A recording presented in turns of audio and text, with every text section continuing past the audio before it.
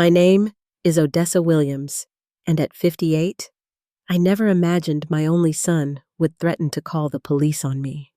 Standing on his doorstep that rainy Tuesday, hearing those words cut through me like shattered glass. For 30 years, I'd given him everything: my love, my savings, my unwavering support. Yet there I stood, unwelcome and broken. But sometimes, the deepest wounds birth the strongest resolutions.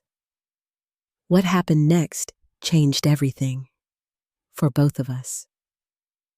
Before I tell you my story, let me know where you're watching from. Hit that subscribe button if you've ever had to make a difficult choice for someone you love. I raised my son Jackson alone after my husband David died in a construction accident when Jackson was just 4 years old. The memory of telling my little boy that Daddy wouldn't be coming home still brings tears to my eyes, even after all these years. His small face crumpled in confusion, unable to comprehend what forever really meant. From that moment, I promised myself I would give Jackson everything, the love of 2 parents packed into one. I worked 2 jobs, my regular shifts as a registered nurse at Memorial Hospital and weekend bookkeeping for a local plumbing company. The hours were grueling, but watching Jackson grow into a confident, bright boy made every exhausted moment worthwhile. Jackson was such a special child. He had his father's curly hair and my green eyes, but his laugh was entirely his own, a bubbling cascade that could light up even my darkest days.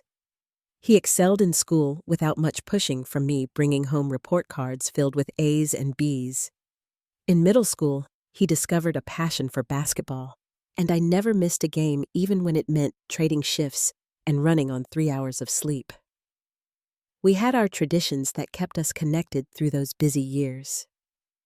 Every Sunday was pancake morning, where Jackson would experiment with increasingly bizarre topping combinations. His 13th birthday creation, banana pancakes with peanut butter bacon and maple syrup, actually became our favorite. We had movie nights every Friday, alternating who got to pick. When he chose horror films as a teenager, I'd hide my eyes while he laughed at my squeamishness. On his 18th birthday, I gave him his father's watch. David had saved for months to buy that timepiece, and Jackson wore it with such pride and care that my heart ached with both sorrow and joy. That night, he hugged me tighter than he had in years and whispered, "Dad would be proud of you, Mom." When Jackson got accepted to State University with a partial scholarship, I couldn't contain my pride. The scholarship covered about 60%, and I took out loans for the rest. The financial advisor warned me about borrowing at my age, but seeing Jackson walk across that stage 4 years later in his cap and gown made every penny worth it. He landed his first job at Marketing Solutions, a mid-sized agency downtown. I helped him pick out suits for interviews, beaming as he transformed from my boy into a professional young man. Within 2 years, he was promoted to junior account manager, and life seemed to be unfolding perfectly. Then came Meredith. Jackson met her at work. She was a graphic designer who had joined the agency about a year after him. The first time he brought her to dinner at my house, I noticed how he looked at her with complete adoration. She was undeniably beautiful, tall and poised with perfectly highlighted blonde hair and an outfit that looked effortlessly expensive. Something about Meredith put me slightly on edge from the beginning, though I couldn't pinpoint why. She was perfectly polite, complimenting my home and my cooking. Perhaps it was the way her smile never quite reached her eyes when she spoke to me, or how she subtly redirected conversations to center around her accomplishments. But Jackson was so obviously smitten that I pushed my concerns aside. After all, what mother doesn't feel a twinge of jealousy when another woman becomes the center of her son's world? Their romance moved at whirlwind speed. Within 8 months, Jackson called me, voice bubbling with excitement, to tell me he'd proposed. I was taken aback by the rush, but happy for his happiness. "Are you sure, sweetheart?" I asked gently. "You haven't known each other very long." "When you know, Mom," he replied with the certainty of the deeply in love. She's the one. The wedding was far more lavish than I expected. Meredith had very specific ideas about everything from the venue to the table settings. I contributed $20,000, nearly all of my non-retirement savings, which was meant to cover about half the costs. Later, I discovered that the final bill was nearly triple the original budget, putting Jackson into significant debt before they'd even returned from their honeymoon in Bali. After the wedding, subtle changes began. Our twice-weekly phone calls dwindled to once a week, then every other week. When I visited their apartment, conversations felt rushed, with Meredith frequently checking the time or mentioning other plans they needed to prepare for. Jackson started declining Sunday dinners, always with a reasonable excuse: work projects, Meredith's family obligations, home renovations. The first real red flag appeared on Jackson's 30th birthday. For 26 years, we'd continued our tradition of birthday dinners at Salvatore's, the Italian restaurant, where we'd celebrated every special occasion since he was a child. I'd made reservations months in advance and reminded him the week before.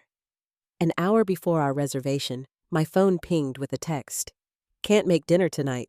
Meredith surprised me with tickets to a concert. "Rain check, love you." I sat alone at our usual table, picking at my linguine and fighting back tears. The waiter, who'd known us for years, brought a slice of tiramisu for the birthday boy before I could tell him Jackson wasn't coming. His sympathetic smile as I explained the situation felt like the final twist of the knife. I told myself not to overreact. My son was married now, building his own life. Of course things would change. But as I drove home alone that night, I couldn't shake the feeling that I was losing him in ways that went beyond the natural separation of a child growing up. The first year of Jackson's marriage brought changes I wasn't prepared for. His calls became increasingly infrequent, and when we did speak, he seemed distracted, often with Meredith's voice audible in the background. I started hearing unfamiliar phrases in his vocabulary. "We don't think that's a good investment," or "that's not really our style." Words that seemed transplanted from someone else's mouth. 9 months after the wedding, Jackson lost his position at Marketing Solutions during a company restructuring.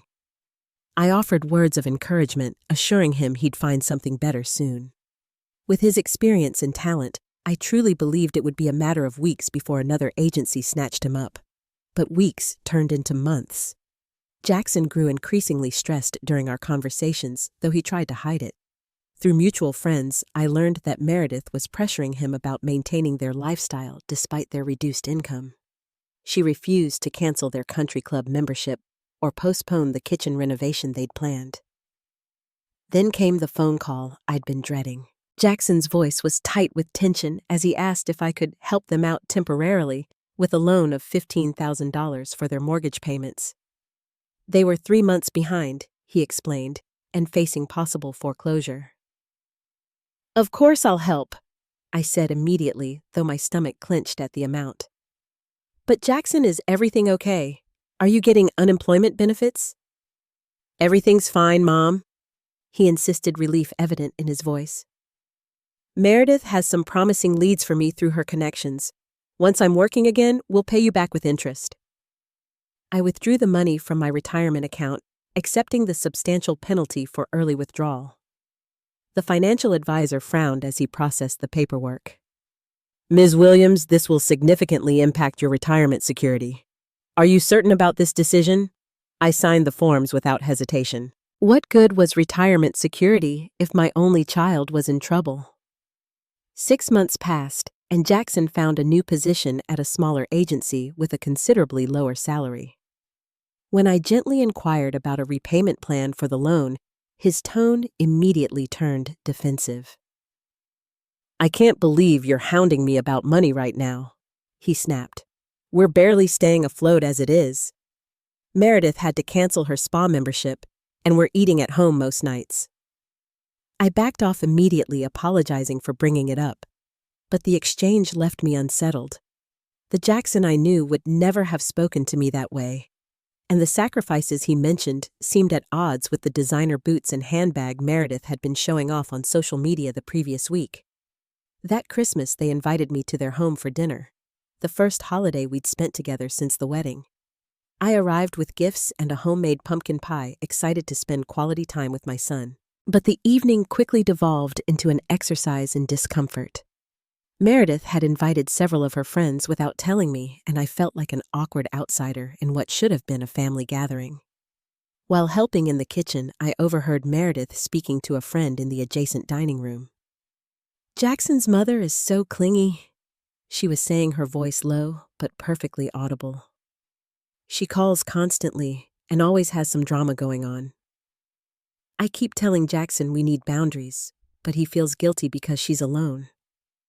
I stood frozen, the serving dish in my hands, suddenly heavy. Clingy drama.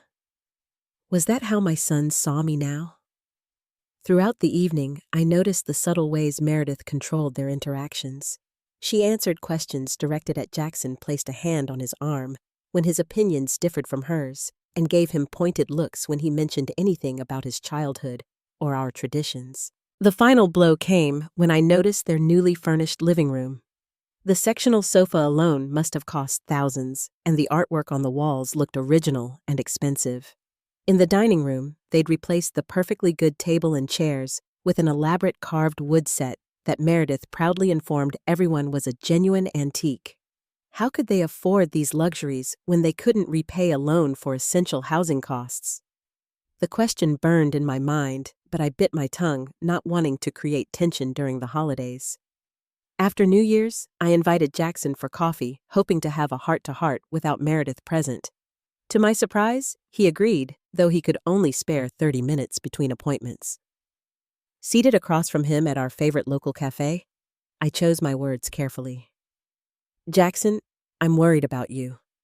You seem stressed, and I've noticed some changes in the way we communicate. Is everything truly okay with you and Meredith?" His face immediately closed off. "What's that supposed to mean?" "Nothing bad," I assured him. "I just want to make sure you're happy. The financial pressure you've been under, the way you've been distant, I miss you, that's all." "This is exactly why Meredith says we need space from you," he said, his voice cold in a way I'd never heard before. "You're jealous of our relationship and can't accept that I have a wife now. Meredith is my priority, Mom. You need to respect that." I left the coffee shop in tears, confused about where I'd gone wrong. Had I been too intrusive? Was I really struggling with jealousy, unable to let my son grow up? The questions plagued me as invitations to family events became increasingly rare. My phone calls went unanswered, and our conversations, when they did occur, became superficial exchanges that left me feeling hollow.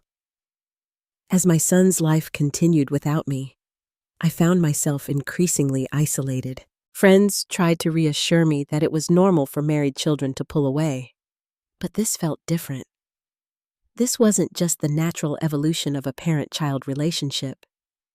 This was estrangement engineered by a woman who seemed determined to erase me from my son's life. 2 years into Jackson's marriage, persistent back pain finally drove me to the doctor. After several tests, I was diagnosed with degenerative disc disease requiring surgery. Not life-threatening, but serious enough to necessitate a spinal fusion and several weeks of recovery. I debated whether to tell Jackson at all, not wanting to be the clingy mother with drama that Meredith had described. But facing surgery alone felt unbearable, so I called him one evening, my heart pounding with anxiety. "Hey, Mom, can I call you back? We're just heading out to dinner with Meredith's boss." Jackson answered, the sounds of preparation audible in the background. "Actually, sweetheart, this is important," I said, fighting to keep my voice steady. "I'm having back surgery next Tuesday. It's a spinal fusion for degenerative disc disease." There was a pause, and I heard Meredith's muffled voice asking what was taking so long. "Surgery, is it serious?" he asked, his tone indicating he was already half out the door. "The doctor says it's routine, but the recovery will be challenging. 6 weeks minimum before I can return to work." I hesitated before adding, "I was hoping maybe you could come to the hospital, even just for a short visit." Tuesday's really bad for me. We have the Peterson account presentation, he said quickly. But I'll try to stop by later in the week, okay? Let me know how it goes. Of course, I said, swallowing my disappointment. Have a nice dinner. The day of the surgery, my friend Sandra drove me to the hospital and waited through the 5-hour procedure. She helped me fill out paperwork, held my hand as the anesthesiologist explained the process, and was there when I woke up groggy and in pain. For the next week, while I remained hospitalized due to complications with pain management, Sandra visited daily, bringing magazine soup from my favorite deli, and most importantly, her comforting presence. Jackson sent a lovely flower arrangement with a card reading, "Get well soon, Mom. Love, Jackson and Meredith." But he never came. Not during my hospital stay, not during the first difficult weeks at home, when I could barely get from my bed to the bathroom without assistance. Sandra helped set up my house for my recovery, moving essential items downstairs and installing grab bars in the bathroom. She organized a rotation of friends to check on me, bring meals, and help with basic household tasks. One evening, as she was helping me change my surgical dressing, I broke down in tears. I don't understand, Sandra. I would have dropped everything if Jackson needed me. I have dropped everything countless times. How could he not come, not even once? Sandra's face reflected my pain. I don't know, honey. It's not right. It's not the boy you raised. During my slow recovery, I found myself scrolling through social media more often, hungry for glimpses of my son's life. That's how I discovered 3 weeks after my surgery that Jackson and Meredith were house hunting. His status update showed them smiling in front of a colonial-style home with the caption, "Possibly our future dream home, fingers crossed." I stared at the photo, confusion mixing with hurt. How could they afford a larger home when they'd been struggling financially? When Jackson had never repaid the loan for their current mortgage, when he couldn't even spare an hour to visit his mother after major surgery. Once I was able to drive again, I called Jackson hoping to arrange a visit. Meredith answered his phone. "Jackson's extremely busy right now," she said, her tone making it clear the conversation was unwelcome. "We're in the middle of closing on our new house, and he's working overtime to cover the down payment. I'll tell him you called." "Could you put him on for just a moment?" I asked, trying to keep the desperation from my voice. "I haven't spoken to him in weeks." "He's not available," she said firmly. "I have to go now." The call ended before I could respond. Something in her dismissive tone crystallized my growing concern. This wasn't normal. This wasn't just a busy son or a daughter-in-law who didn't particularly like her mother-in-law. This was systematic isolation. I made a decision that day. Instead of calling again and facing another rejection, I would drive to their apartment and speak with Jackson directly. If he truly didn't want me in his life, he could tell me to my face. I arrived on a Saturday afternoon, parking where my car wouldn't be immediately visible from their unit. As I approached their ground-floor apartment, I heard raised voices through the partially open window. I paused, not wanting to intrude on an argument, but the words I heard rooted me to the spot. "You promised the credit cards would be paid off by now." Meredith's voice was sharp with accusation. "Your mother gave you $15,000. What happened to all that money?" "I told you it went to the mortgage like we agreed," Jackson replied, his voice uncharacteristically subdued. "You were the one who insisted on the Aspen trip and the new furniture. Don't you dare blame me if you hadn't lost your job in the first place. We wouldn't be in this mess. And now you're saying we might not qualify for the mortgage on the Oak Ridge house. Do you have any idea how embarrassing that would be? I've already told everyone we're moving." "I'm doing my best. Meredith, I'm working 60 hours a week. Your best isn't good enough. Sometimes I think marrying you was the biggest mistake of my life." I stood frozen, my hand halfway raised to knock. The cruelty in Meredith's voice, the defeated tone in Jackson's. It painted a picture so at odds with the happy couple they presented to the world. Before I could decide whether to retreat or make my presence known, the decision was made for me. The door swung open as Meredith grabbed her purse to leave, nearly colliding with me on the small porch. Her surprise quickly morphed into hostility. "What are you doing here? Were you eavesdropping?" "I just arrived," I said, trying to maintain my composure. "I wanted to see Jackson." "Of course you did," she said with a brittle laugh. "Always showing up uninvited. Well, he's busy." She turned back toward the apartment. "Jackson, your mother's here spying on us. Deal with it. I'm going to meet Amber." She brushed past me without another word, leaving me face to face with my son, who appeared in the doorway looking exhausted and diminished somehow. His clothes hung looser on his frame and dark circles shadowed his eyes. "Mom," he said, surprise and what looked like embarrassment crossing his features. "Why didn't you call first?" "I tried," I said simply. "May I come in?" He hesitated before stepping aside. The apartment was immaculate as always, but there was a tension in the air that hadn't dissipated with Meredith's departure. Jackson motioned me to the sofa, but remained standing, arms crossed defensively. "How are you recovering from your surgery?" He asked the question, seeming more like a social nicety than genuine concern. "It's been difficult," I answered honestly. "The pain is still significant, and I won't be able to return to full nursing duties for at least another month." He nodded, glancing at his watch. "I'm sorry I couldn't visit. Things have been crazy here." "So I heard," I said carefully. "You're buying a new house." A flash of something, guilt-fear, crossed his face. "We're in the process. Nothing's final yet." I noticed him unconsciously rubbing his wrist, and my eyes were drawn to distinct bruising just visible beneath his shirt cuff. Following my gaze, he quickly pulled his sleeve down. "Jackson," I said gently, "what happened to your wrist?" "Nothing. Hit it on the door." The answer came too quickly rehearsed. I took a deep breath. "Jackson, I'm worried about you. What I overheard just now, the way you look, that bruise, something's wrong, and I want to help." His posture stiffened. "There's nothing wrong except you showing up unannounced and prying into my marriage. Meredith and I are fine. All couples argue sometimes." "That wasn't just an argument, sweetheart. The way she spoke to you—" "Stop it," he interrupted sharply. "This is exactly why we needed space from you. You're always judging Meredith, always trying to come between us." "That's not true," I protested. "I just want to make sure you're safe and happy." The question seemed to hit him like a physical blow.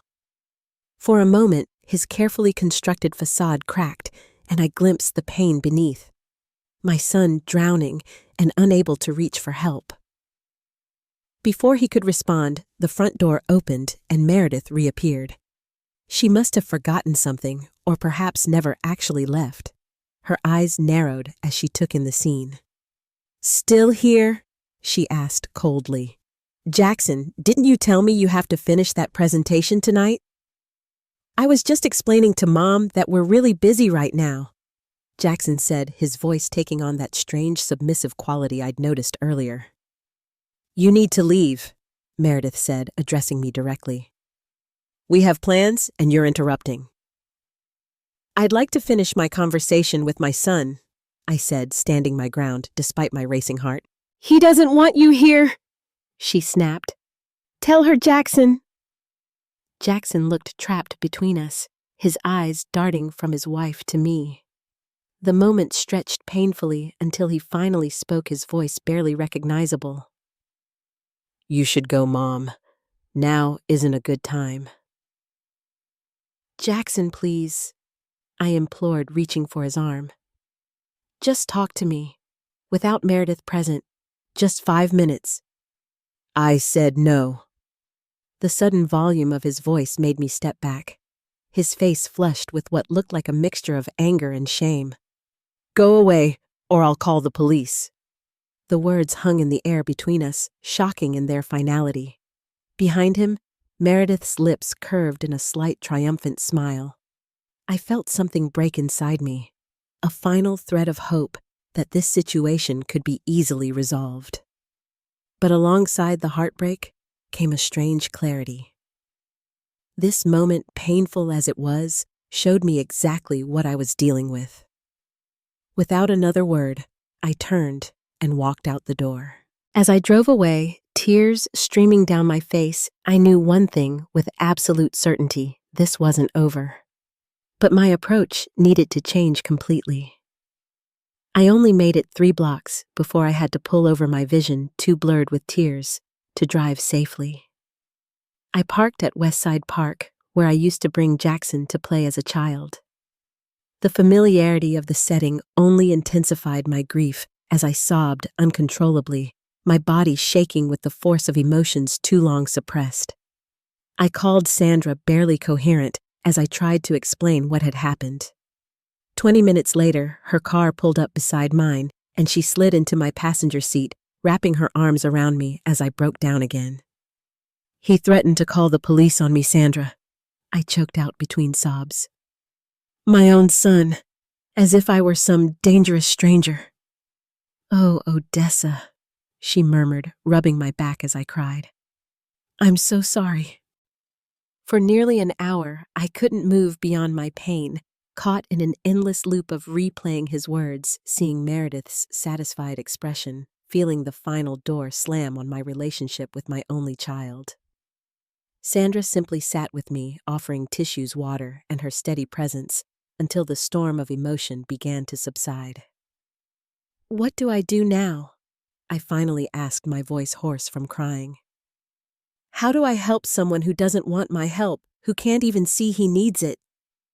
Sandra sighed heavily. "I don't have easy answers, but I've been through something similar with my brother when he was with his ex-wife. The more we tried to intervene directly, the more she isolated him." "What happened with your brother?" I asked, desperate for any guidance. "It took 3 years and him ending up in the hospital before he finally left her," she said grimly. "But what eventually worked wasn't confrontation. It was making sure he knew he had somewhere safe to go when he was ready." That night, after Sandra had seen me safely home, I lay awake, thinking about her words. Conventional approaches, pleading, confronting, trying to force Jackson to see the truth, had only pushed him further away. I needed a different strategy, one that acknowledged the reality of emotional abuse and control. The next day, I contacted a therapist who specialized in family trauma, Dr. Eleanor Reed. In our first session, I poured out the whole story: the changes in Jackson after marriage, the financial manipulation, the isolation tactics, and finally the confrontation. "What you're describing has many hallmarks of an emotionally abusive relationship," Dr. Reed confirmed. "And you're right to be concerned about the bruising you observed. These situations often escalate to physical abuse." "How do I get him out?" I asked desperately. "That's the most difficult part," she said gently. "You can't force someone to leave an abusive relationship. In fact, trying to do so often makes things worse, causing the abuser to tighten their control and the victim to defend their abuser more strongly." "So I do nothing?" The thought was unbearable. "Not nothing," she corrected. "But your approach needs to be strategic rather than emotional. The goal is to create a safe landing place for when, if, he decides to leave, and to do so in a way that doesn't trigger Meredith's control mechanisms." Over the next several sessions, Dr. Reed helped me understand the dynamics at play and develop a plan that went against every maternal instinct I had. Instead of trying to rescue my son, I needed to create conditions where he could rescue himself.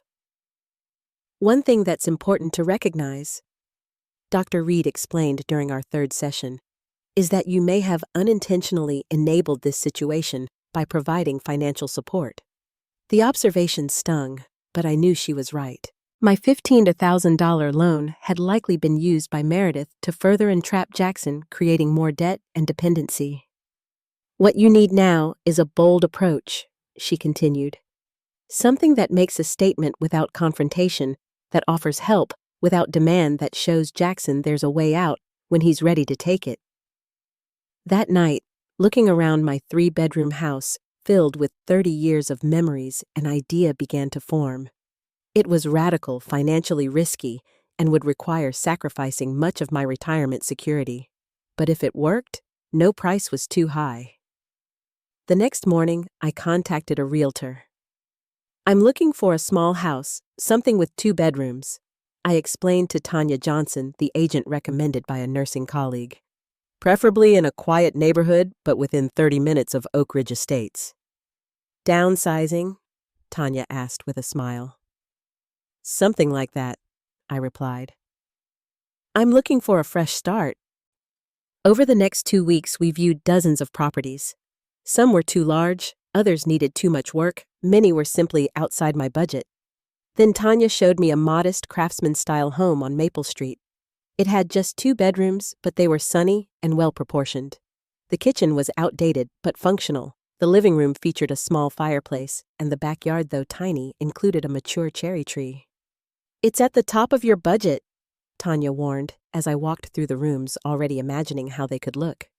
"And it will probably need a new roof within 5 years." "I'll make an offer," I said decisively. "Full asking price." The next weeks passed in a blur of paperwork inspections and financial arrangements. I liquidated a significant portion of my retirement savings, accepting the penalties and tax implications as the necessary cost of my plan.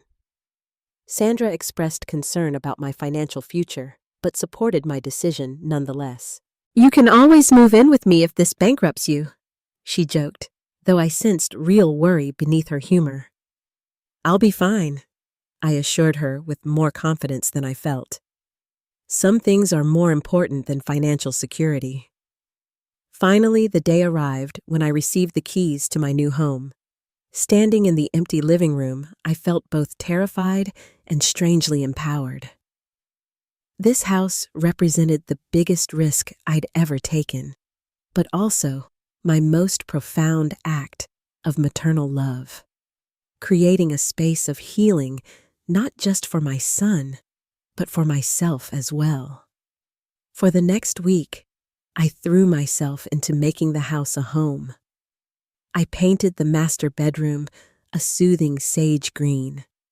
I furnished it simply but comfortably with items carefully selected for warmth and peace.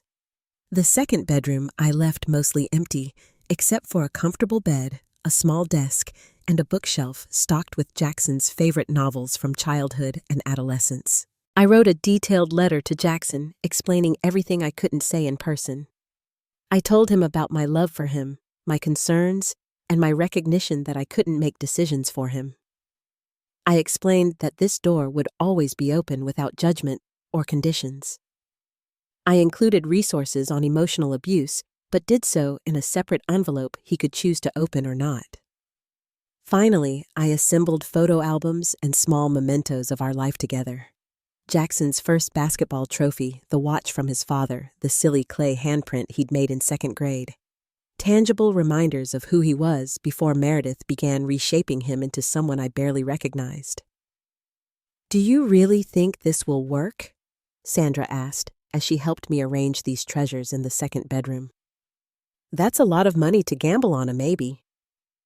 "I don't know," I admitted. "But I do know that continuing as we were wasn't working. Sometimes the only way forward is to completely change direction." As I settled into my new home, smaller and simpler than the house where I'd raised my son, I felt a strange peace beneath my ongoing grief. I'd done everything I could. The rest was up to Jackson. 3 weeks after the confrontation at Jackson's apartment, I mailed him a formal letter. Not emotional, not pleading, just facts. I informed him I'd purchased a new home and included the address. I explained that I'd left his childhood belongings, family heirlooms, and important documents in the 2nd bedroom should he ever want them. The most difficult paragraph to write was about the financial aspects, but Dr. Reed had insisted it was necessary. I explained that I'd opened a bank account in his name, only with enough money to support him for 6 months if needed. The account information and ATM card were in an envelope in the desk drawer of the 2nd bedroom. "No strings attached," I wrote. This is not a loan to be repaid, but a gift should you ever need it. It is yours, regardless of whether we ever speak again. I ended the letter simply. I love you. That has never changed and never will. After mailing the letter, I faced the hardest part of my plan. Waiting without expectations, without pressure, without any guarantee that my son would ever reach out. I focused on building my new life in the smaller house. I joined a community garden 2 blocks away, finding unexpected pleasure in growing vegetables and herbs. I volunteered at a local literacy program, reading to children whose eager faces reminded me of Jackson at that age. I made new friends, not replacements for my son, but connections that helped fill the aching void his absence had created. For weeks, there was no response to my letter. I checked my phone obsessively at first, then gradually painfully learned to live without that constant anticipation. I was making peace with the possibility that I might never see my son again. Then, 6 weeks after I'd sent the letter, there was a knock at my door. I opened it to find a police officer on my porch, his expression professional but puzzled. "Ms. Odessa Williams?" he asked, consulting his notepad. "Yes, that's me," I replied, my heart suddenly racing. Had something happened to Jackson? "I'm Officer Ramirez. We received a request for a welfare check on you from your son, Jackson Williams. He expressed concern that you might be experiencing difficulties." Relief flooded through me. Jackson had at least read my letter and cared enough to check on me, even if through this roundabout method. But what had he told the police to prompt this visit? "I'm perfectly fine, as you can see," I said, gesturing to my tidy living room visible behind me. "Would you like to come in?" The officer stepped inside, his eyes scanning the surroundings with professional assessment. "Your son mentioned you'd recently sold your longtime residence and might be in a vulnerable state." I nearly laughed at the irony. "Officer Ramirez, I appreciate your concern and my son's. I chose to move to this smaller home for personal reasons. I'm in good health, financially stable, and mentally sound." He nodded, still looking slightly confused. He seemed quite concerned about the sudden change. I hesitated, then decided transparency might help. "May I show you something?" I retrieved my letter to Jackson from my desk drawer and handed it to the officer. "This explains the situation from my perspective." Officer Ramirez read the letter carefully, his expression shifting as he absorbed its contents. When he looked up, there was a new understanding in his eyes. "Ms. Williams, I've seen situations like this before," he said quietly. "The isolation, the financial control. Your approach is unusual, but thoughtful." "I didn't know what else to do," I admitted. He handed the letter back to me. "There are resources available if your son ever needs them." He removed a card from his pocket. "This has contact information for domestic abuse services. They help men too, though many don't realize that." I accepted the card gratefully. "Thank you. I'll add it to the resources I've already gathered for him." After the officer left, I sat on my porch swing watching the sunset and wondering what Jackson had thought when he received my letter. Had he shown it to Meredith? Had she dismissed it as another attempt at manipulation? Or had he kept it secret, a private lifeline he wasn't yet ready to use, but couldn't bring himself to sever? Another month passed without contact. My birthday came and went, the first in 30 years without even a card from Jackson. I chose to celebrate anyway, inviting Sandra and my new neighbors for a small dinner party. As we shared wine and laughter on my patio beneath the cherry tree, I realized I was healing too, finding joy that wasn't dependent on my identity as Jackson's mother. 3 days after my birthday at nearly 11 at night, a knock came at my door. It wasn't loud or demanding, more like the hesitant tap of someone uncertain of their welcome. I peered through the peephole, then froze in disbelief. Jackson stood on my porch, a small duffel bag in his hand. He looked thin and exhausted, his shoulders hunched as if carrying an invisible weight. For a moment, I couldn't move, afraid this might be a dream or hallucination born of wishful thinking. Then I unlocked the door and opened it. We stood in silence, the gulf of everything unsaid stretching between us. His eyes, so like mine, were filled with a complex mixture of shame, fear, and desperate hope. "Mom!" He finally whispered, his voice cracking on the single syllable. "I need help." I stepped aside without a word, opening my door and my heart once again to my child.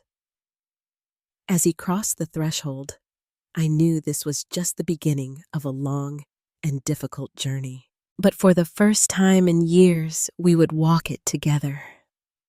The first days after Jackson's arrival were fragile and uncertain. He slept for nearly 15 hours that first night, curled up in the bed I'd prepared months earlier, as if his body was finally allowing itself to release years of accumulated tension. When he woke, he moved through the house like a ghost, quiet and watchful, as if expecting to be told he'd made a mistake in coming. I gave him space, preparing simple meals and leaving them on the counter, not pressuring him to eat together or talk until he was ready. On the third day, as I was watering plants on the porch, he joined me with a cup of coffee clutched in his hands like a shield. "The house is nice," he said, his first voluntary comment since arriving. "It suits you." "Thank you," I replied, carefully casual. "I've grown to love it." We stood in silence, watching a pair of cardinals at the bird feeder I'd installed. Finally, he spoke again, his voice barely audible. "I'm sorry for what I said that day, about calling the police." "I know," I said simply. "No, you don't," he insisted, a flash of his old self breaking through. "You don't know what it was like, what she was like when you left. How she—" He trailed off, his hands trembling enough to slosh coffee over the rim of his mug. "When you're ready to talk about it, I'm ready to listen," I told him. No rush, no pressure. Over the next weeks, the story emerged in fragments, usually in the quiet evenings as we sat in the living room, the television on, but muted, providing background noise that somehow made difficult truths easier to share. Meredith had systematically isolated him from the beginning, Jackson explained. What started as subtle comments about his friends being immature or a bad influence escalated to full-blown accusations and dramatic scenes if he spent time with anyone she hadn't approved. She monitored his phone, his social media, even his location through apps he hadn't realized she'd installed. The financial abuse began even before they were married. She insisted on joint accounts, then questioned every purchase he made while spending freely herself.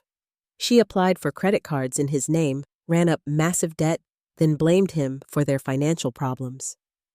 The $15,000 I'd loaned them had gone directly to her shopping addiction and lavish vacations she insisted were networking opportunities. "I knew it was wrong," he confessed one night, staring into his cup of tea as if it held answers. "I knew what she was doing with the money, with my life, but every time I tried to stand up for myself, she'd either fall apart completely, threatening self-harm, crying for days, or she'd become so vicious I didn't recognize her. Sometimes, both in the same day." The bruises I'd noticed had been from one of her episodes, as he called them. She'd thrown a heavy crystal vase at him when he questioned a $3,000 charge on their credit card. It had shattered against his upraised arm, leaving cuts and bruises he'd hidden beneath long sleeves. "Why didn't you leave?" I asked gently, though I already understood the answer from my research and therapy sessions. "Because I loved her," he said simply. Or thought I did. Because I was embarrassed to admit I'd made such a huge mistake. Because I thought I could fix things if I just tried harder, earned more, became what she wanted. He laughed bitterly. "And because she convinced me there was nowhere to go. That you were toxic, my friends had abandoned me, that no one would believe me anyway." The breaking point came after he received my letter. He'd hidden it from Meredith, reading it secretly multiple times. At first, he'd been angry, seeing it as another attempt to interfere. Then concerned, wondering if I was having some sort of breakdown. He'd convinced Meredith that they should check on me, presenting it as concern that I might cause problems for them with family or authorities. She agreed, but insisted we call the police instead of coming ourselves. Said it was safer that way, he explained. When the officer reported back that you were fine living in a nice new house, perfectly rational, something clicked. I realized she'd been lying about you all along, painting you as unstable and manipulative when it was actually her. Still, it took another 3 weeks for him to leave. The final catalyst was discovering that Meredith had emptied their joint savings account, money earmarked for property taxes, to pay for cosmetic surgery. When confronted, she'd become so enraged that neighbors called the police. Jackson had used the distraction to pack a bag and leave. I drove around for hours trying to figure out where to go, he said. I almost went to a hotel, but I knew she'd max out the credit cards finding me. Then I remembered your letter, the account you'd set up, the room waiting for me. As Jackson gradually opened up, I connected him with Dr. Reed, who recommended a therapist specializing in helping men recover from abusive relationships. The therapist, Dr. Marcus Chen, helped Jackson recognize the patterns of abuse and begin the difficult work of rebuilding his sense of self. The challenges were substantial. Meredith refused to accept the separation, alternating between tearful pleas for reconciliation and vicious threats. She turned up at my house once at 3 a.m, pounding on the door and screaming accusations until neighbors called the police. We obtained a temporary restraining order after that incident. The financial entanglement proved even more difficult to resolve. Jackson discovered that Meredith had accumulated over $70,000 in debt across multiple credit cards in his name. His credit was destroyed, and collectors called constantly. With the help of a financial counselor specializing in financial abuse, he began the arduous process of disputing fraudulent charges and separating his finances from hers. Through it all, I maintained a delicate balance, supporting without controlling, advising without demanding, giving him space to make his own decisions even when I disagreed with them. When he considered returning to Meredith after a particularly persuasive phone call, I bit my tongue and instead asked questions that helped him reach his own conclusions. What would need to be different this time? I asked carefully. What has changed that would make the relationship healthy now? His inability to answer those questions told him what he needed to know. 4 months after coming to my home, Jackson found a job at a small marketing firm on the other side of town, far from anywhere Meredith might look for him. The salary was modest, but the owner, a woman who had herself escaped an abusive marriage, understood his situation and offered flexibility as he continued his recovery and legal proceedings. 2 months later, with his first steady paychecks, Jackson found a small apartment of his own. I helped him furnish it with second-hand finds and a few carefully chosen new items. Are you sure you're ready? I asked as we assembled a bookshelf in his new living room. You're welcome to stay with me as long as you need. I'm sure, he said, his voice stronger than I'd heard it in years. I need to stand on my own again, but don't worry. I'm only 15 minutes away, and I'll be over for Sunday dinner every week. He kept that promise. Our Sunday dinners became a new tradition, sometimes with Sandra joining us, sometimes just the two of us. We cooked together, talked about our weeks, watched old movies, and slowly rebuilt the connection that Meredith had nearly destroyed. The divorce proceedings were contentious and drawn out, with Meredith fighting every step. But eventually, with documentation of the financial abuse and testimony from therapists, Jackson received a favorable settlement. He would be paying off some of the debt for years, but the court recognized the coercive control aspect of their relationship. 1 year after he'd shown up on my doorstep, we celebrated with a special dinner at Salvatore's, rekindling our birthday tradition, though this marked a different kind of anniversary. Over tiramisu, Jackson reached across the table and took my hand. I never properly thanked you, he said, his eyes steady on mine. For what you did with the house, the room, the account. It was exactly what I needed. Help without pressure, love without conditions. I didn't know if it would work, I admitted. I just knew I had to try something different. It saved my life, he said simply. When I told you to go away, when I threatened to call the police, I thought I'd lost you forever. That I'd burned the last bridge. Finding out you were still there, still loving me despite everything, it gave me the courage to leave. That's what mothers do, I said, squeezing his hand. We love through the worst, and we wait however long it takes. As we walked to our cars afterward, Jackson paused under the restaurant's awning. I'm starting to date again, he said hesitantly. Nothing serious, just coffee with a woman from my support group. She went through something similar with her ex-husband. That's wonderful, I said, meaning it. Just take it slow, there's no rush. That's the plan, he agreed with a small smile.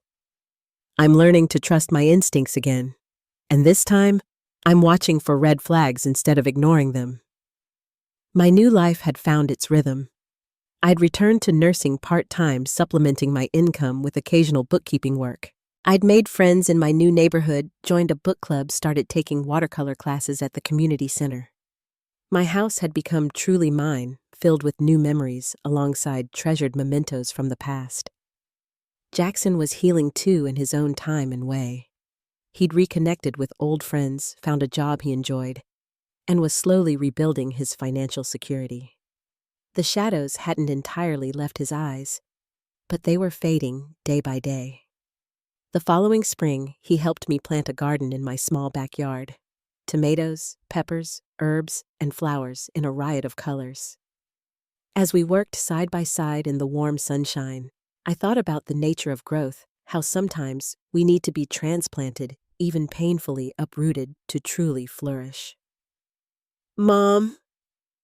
Jackson's voice pulled me from my thoughts. He was kneeling in the soil planting marigolds along the border. I was thinking maybe we could make this a regular thing, the gardening. I could come over every couple of weeks, help maintain it. I'd like that, I said, smiling at this simple, profound offering. The gift of his time, freely given. Motherhood. I've learned is not a straight path, but a winding journey, sometimes leading through territories so dark and frightening, you fear you've lost your way entirely. The love remains constant, but how we express that love must evolve as our children face their own challenges. Sometimes, the greatest act of love is stepping back, creating space for someone to find their own way home.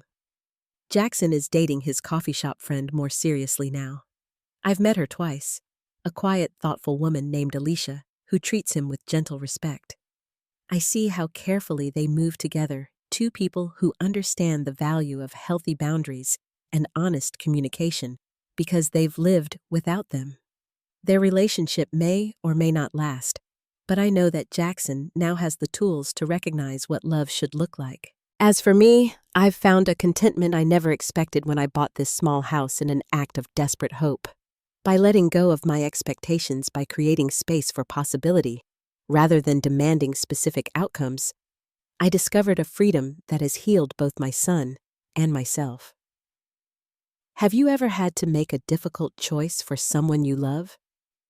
Did you have to step back when every instinct told you to hold tighter? Leave a comment below and share your experience. I'd also love to know what other topics you'd like me to discuss in future videos. Don't forget to subscribe and hit that like button if this story resonated with you. And remember, sometimes the bravest thing we can do for those we love is to simply create a safe space and wait with patience and unwavering hope. Thank you for listening to my story, and I wish you strength and wisdom on your own journey.